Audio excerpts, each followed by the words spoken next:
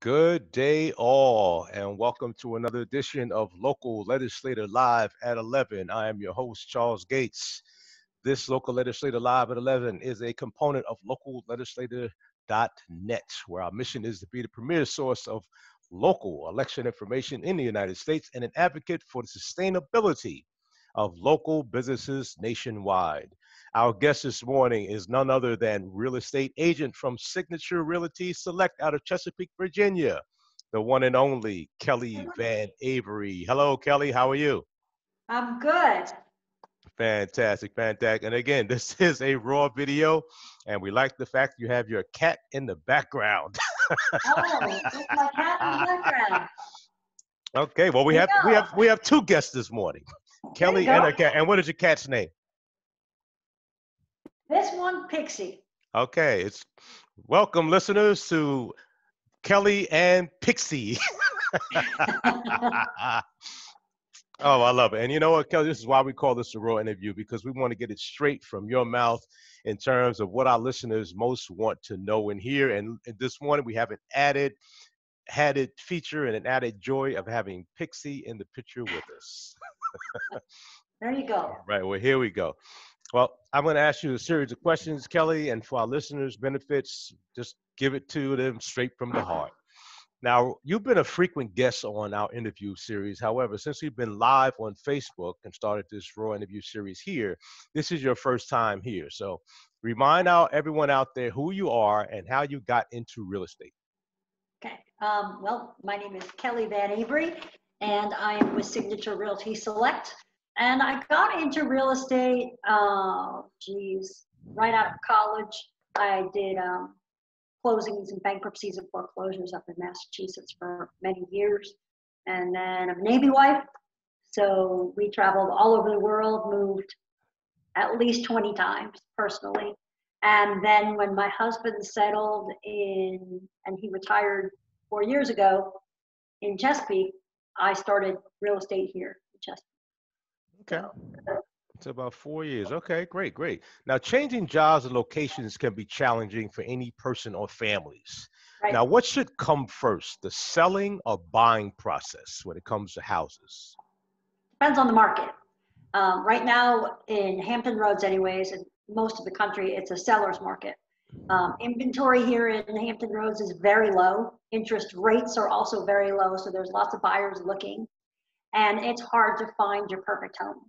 So in this market, it's best to find your home and then list your home for sale. Some people can't do that though. Some people like military, they have to move and sell their home first, so they list and then they rent for a while. But finding the home right now can be challenging with the low inventory. Okay. Now, what are the basic steps to selling a home? To selling, as on Hmm. the seller side, Yeah. first thing you want to get a real estate agent that you can trust. You want to get somebody who is going to work really hard, answer the phone when you call them, and is communicative. You also need to have somebody that's going to be full service, market you and have the pictures taken and make sure that they know what they're doing. And then to actually list your home, you want to make sure it's clean. In this particular market, you don't have to do a whole lot of staging.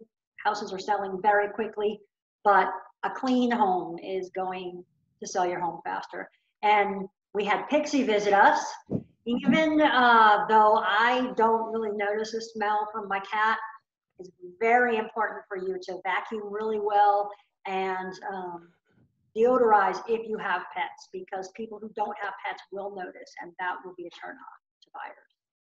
Now, before I ask you about the buying process of a home, you mentioned getting a good real estate agent. How do you find that type of person? How do you know if they got the goods that you're looking for as a potential buyer or seller looking for an agent? That's an excellent question. First of all, you want to get recommendations from your friends and colleagues. You also want to check them out online. Take a look at previous reviews. For example, you could go on to Zillow.com and see my reviews. I have multiple reviews. They're all 5 stars. You can also check out my Facebook page and my website that also have customer reviews. And you could even ask to talk to some past clients and get some questions from them. You can also try calling from a different number and see if the agent answers the phone. A lot of listing agents that I work with, most of them are excellent, but we do have the occasional ones that won't answer the phones on nights and weekends. And people are looking for homes in nights and weekends. So if you have your house listed for sale and you have people calling for showings on a Saturday and your real estate agent won't answer the phone, that's a problem. You need to make sure that they're going to work around the clock for you and have a backup plan for if they go on vacation or get sick and that kind of. Let's say I'm moving from another state. I don't know anybody. Let's say I'm moving from Colorado to Virginia.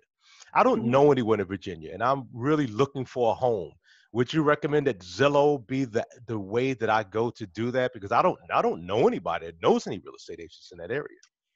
Now I'm a Zillow Premier agent, but I still would recommend no. You get recommended by Zillow if you pay for a recommendation. So I would recommend you find somebody in your local area that's an agent and ask them to reach out to whatever city that you're going to. I have an expansive network, so I have real estate agents that I know and refer to in Florida and Massachusetts and Rhode Island. And even if I don't know somebody, for example, Montana, I can look up their previous sales and their records and get references from other agents that know the industry. So I would still recommend going through reviews. You can also post on, lots of people use Facebook, so post on your personal page and say, hey, does anyone know an agent in this particular area? And you might get lucky that way. That's But I really still would research. And after you get a referral for somebody, check out their Facebook page, check out their websites, and get recommendations about them personally. That's really interesting. You would say go through your local realtor to reach out to their network of other realtors in their space, because as a realtor now your reputation is on the line too. If you recommend someone, I'm thinking, okay, well, Kelly recommended this person. I'm assuming that they're good. And if they're not good, that is a smear on you personally. Absolutely. And professionally. Okay. Yes. That's interesting to know. Now, from a buying standpoint, what are the basic steps to buying a home? Let's say I want to buy a home, let's say for the first time. What do I do? Okay. Again, you want to find a real estate agent that's going to work for you. Real estate agents that work for buyers, they get paid a percentage of whatever commission the seller has promised to pay already. A lot of people don't realize that. Buyers don't pay for their own agents. They split the commission that's already been assigned. I've even had people that have used me to try to find properties and then say, oh, well, now, maybe we'll go out and make an offer on our own so that they can lower the price. But the selling agent has already set in stone the commission rate. So if you don't use your own buyer's agent, the seller's agent will get the entire commission and they represent the seller. So you want to find somebody who's going to work for you. Again, answer the phone, send you listings. You can check out Zillow and Trulia and Realtor.com, but the best thing is to get actual listings straight from the multiple listing service. We get the listings as soon as they list, and Zillow and Trulia will get them sometimes 4 or 5 days late. And in this market, they're already gone. As soon as you find a real estate agent, ask them for recommendations for loan officers. A loan officer should follow you from the start to the finish. You don't want to get involved with being a number at a 1-800 number. So you call the bank 1-800 number, and you can only do that during banking hours, and one person doesn't follow you from start to finish. You want the same loan officer, and you want customer service all the way through. So you get pre-approved, and then the fun part is looking for homes. Okay. All right. So our listeners out there, if you like this interview, be sure to subscribe to our YouTube channel, connect with us on Twitter and Instagram, and like our Facebook page. In fact, this is the only way you can watch this live is to be a connector on our Facebook page here, Local Legislator LLC. And remember to leave us a comment telling us who or what you would like to hear from. We would do our best to get that person on in the future. Now, Kelly, what are the top 5 mistakes that buyers make? Top 5 mistakes that buyers make, I would say checking for, doing drive-bys or just checking out social media for listings for new homes instead of reaching out to a professional. Another big mistake that I see is, oh, I fell in love with a house and now I want to make an offer, but I'm not pre-approved yet. If you don't have a pre-approval letter, you can't make an offer on a property. It doesn't obligate you to go through that particular bank. You can still rate shop and things, but you really need to have a good idea of what price range you're shopping in and have that pre-approval letter so that when you find your perfect home, you're ready to make an offer. Another thing that is a mistake that buyers make is they're looking for the perfect house. And you don't necessarily want to look for the perfect house. You want to look for the perfect neighborhood. Location is number 1, 2, 3 in real estate. You want to make sure that it's a decent drive to your job, who's going to be around there, your family and friends. Is it a safe neighborhood or a neighborhood that you feel safe in? What are the schools like? Do you have kids? Even if you don't have children, schools are really good to consider for real estate resale value. Let's see. I've only got like 3 or 4. Those are the biggest mistakes that I see buyers making. Okay, now what if from a seller's point of view, what are the mistakes you see there? From a seller's point of view, you want to make sure that number 1 problem the sellers have is pricing. You can't price a house too low, but if you price a house too high, you won't get showings at all. My reasoning is this: if you price the property too low, then you will have lots of people go look at your house. You will end up in a multiple offer situation, which will drive the value up to the market value. But if you're going above market value, you won't even have people come look at it because they'll know it won't appraise for that value. That's the number 1 mistake. Number 2 is the pictures that you have taken. Make sure that you have your house cleaned before the pictures are taken. I mean, really, really clean. And don't just take them with a Polaroid or Polaroid. That's funny. When last time we had a Polaroid? With our cell phone. You don't want to do that. It's worth it to pay a professional photographer to come out and take pictures of the property. I pay for all the professional photos to be done for all of my listings. My sellers don't have to do that. The other thing that you want to do is you want to have, if your home is cleaned up, you want to try to get a video of that property because that gets more traction on social media like Facebook and Zillow. Ones that have the video ads will attract more people to watch. The more people that look at the pictures, the more people that look at the videos, the more people will go through and tour your home. Now, Kelly, I would imagine from a clean home standpoint, you've probably seen some nightmares. Because I know I've been around personally and went to visit some people that were in the home selling process. And I know I looked around a few times and said, oh, wow, they're selling this home? There's no way I would even consider it because of the way it looks. Do you find that happens often? Far too often. Yes, sir. Really? That is amazing. That's amazing.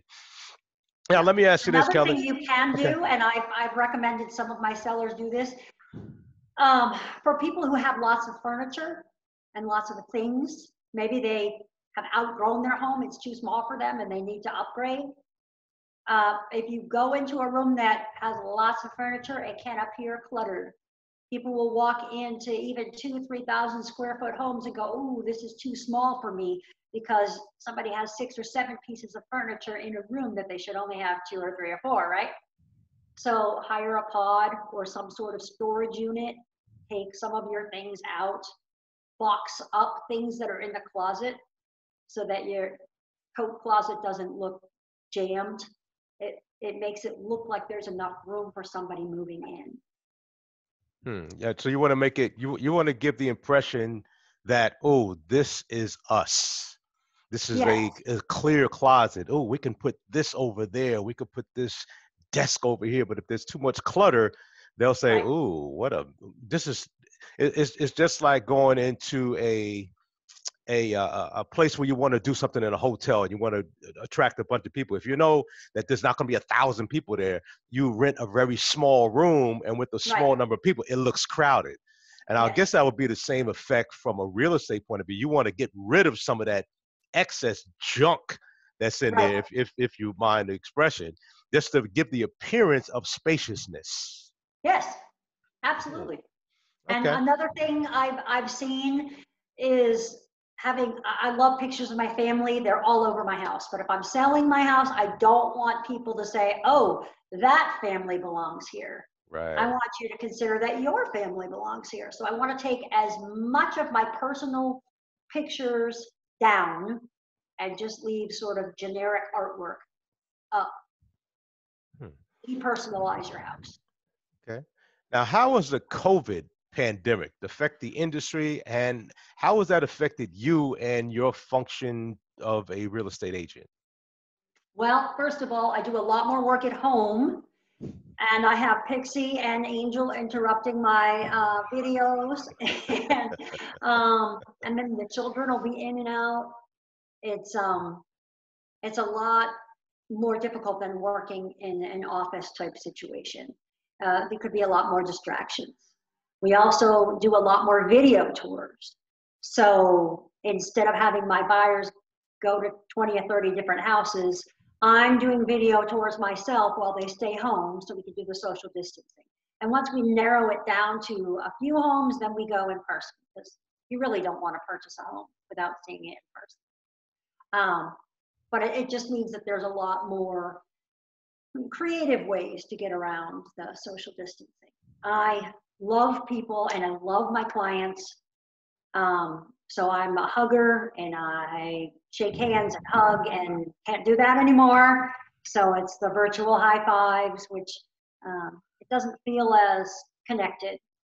Another thing that has changed is I'm no longer allowed at the closings for my clients. So I do them again. I can be on the phone or video tour, but I can't actually be in the room because they're only allowing people essential to the signing in that closing room.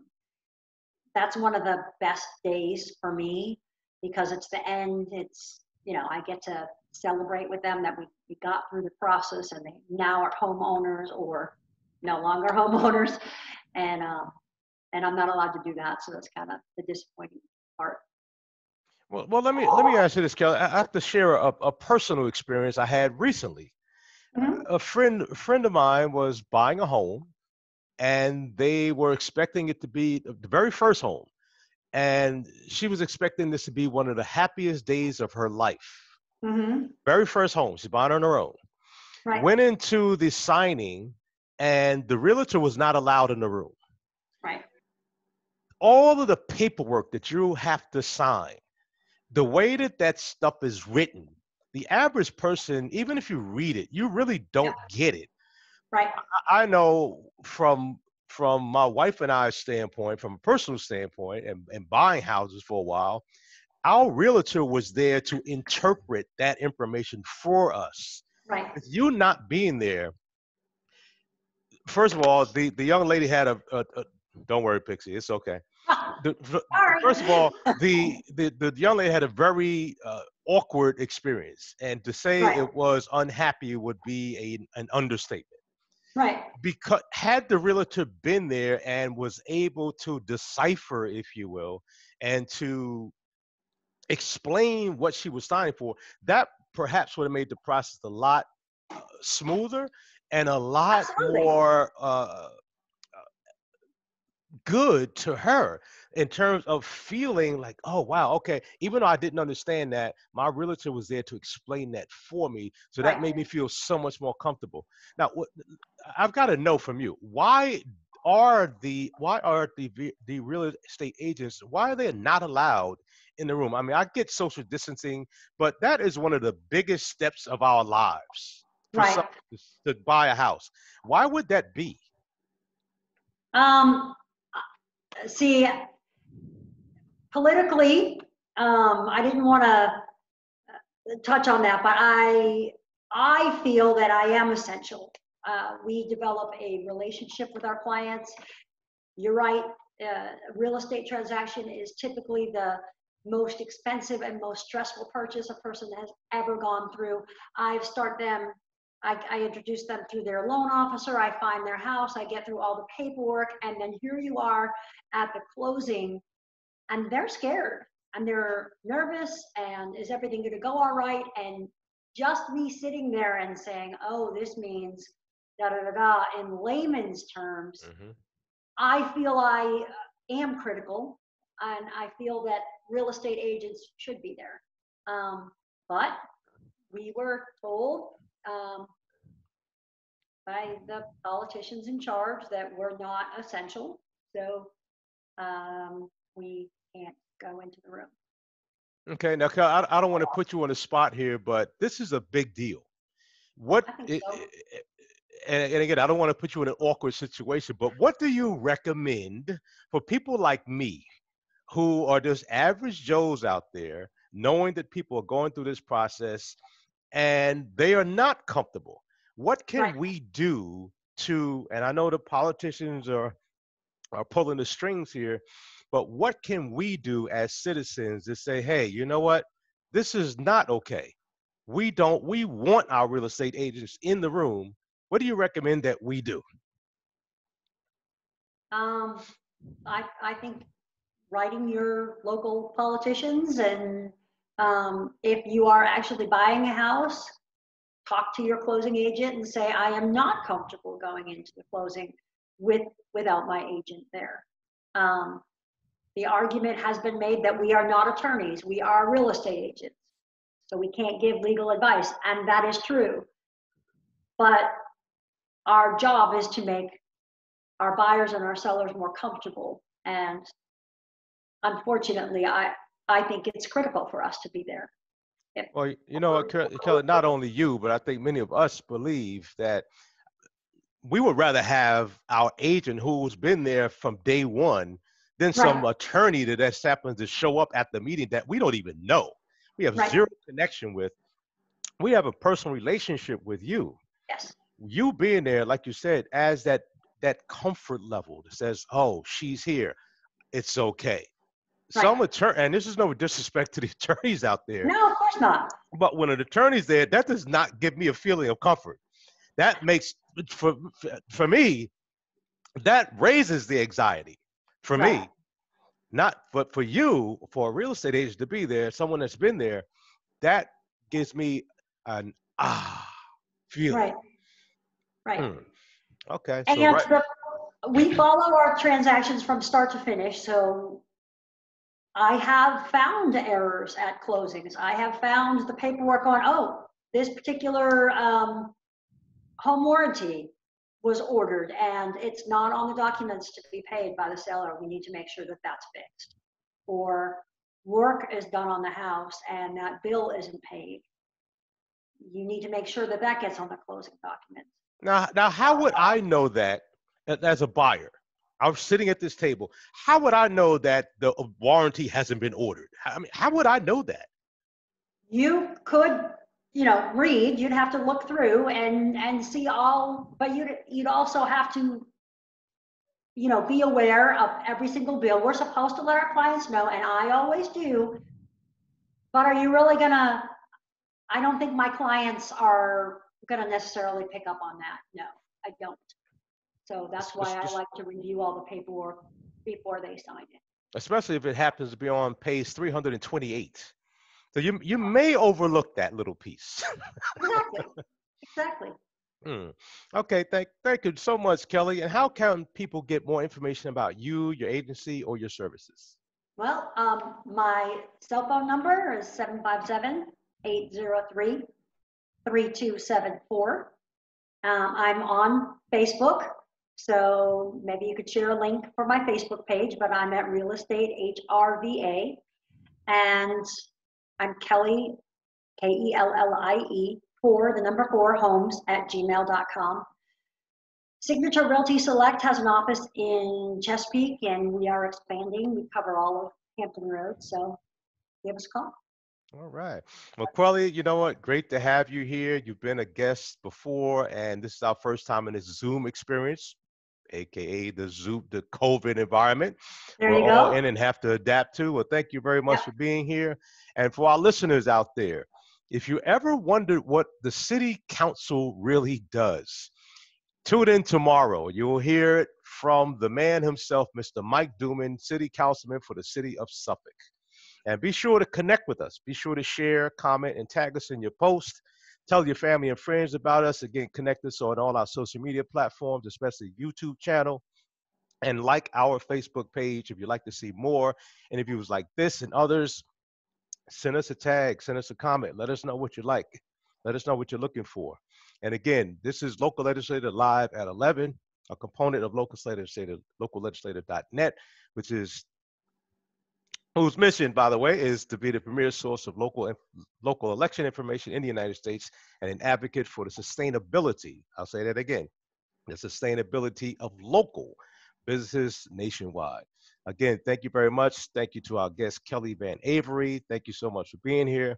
To our listeners, you have a wonderful day. And remember, we're not global, we're local. Local Legislator Live at 11. See you tomorrow. Take care.